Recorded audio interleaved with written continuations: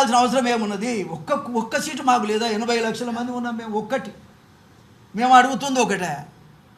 కుటుంబానికి 2, 3 తీసుకుంటే ఒక్కటి మాకు ఇయ్యలేరా? ఒక్క సీటుకు కూడా మా మాదిగల అర్హులు కాదా? అదన్నా చెప్పండి. మాకు కూడా న్యాయం చేయండి, మా కులానికి కూడా న్యాయం చేయండి. నిజంగా మాదిగలు ఓట్లు వేయకపోతే పార్టీ భవిష్యత్తు ఏమిటి? కాంగ్రెస్ పార్టీ భవిష్యత్తు ఏమిటని నేను అడుగుతున్నా.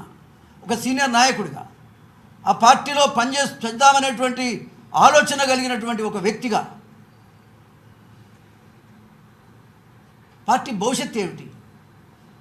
ఇంతవరకు ఎవరైనా ఈ రకమైన నిర్ణయం తీసుకున్నారా?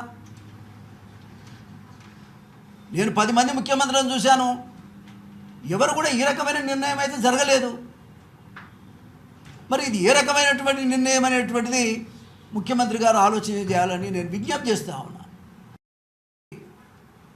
కాంగ్రెస్ పార్టీ 4 కాళ్ళ పాటు ఉండాలని కదా మేము కాంగ్రెస్ పార్టీలోకి వచ్చింది.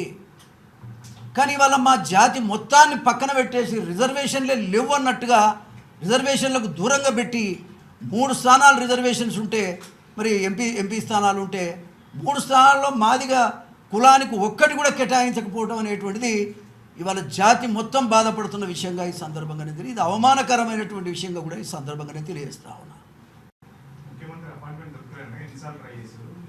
అరే ఎన్నిసార్లు నేను రోజు అంటుంటే మళ్ళీ ఎన్నిసార్లు అంటారు? ఎందుకు ఇస్తాడో నాకు తెలియదు. ఇక నువ్వు అడిగే క్వశ్చన్లో నేను ఏం చెప్పాలి? నేను రోజు అడుగుతున్నా.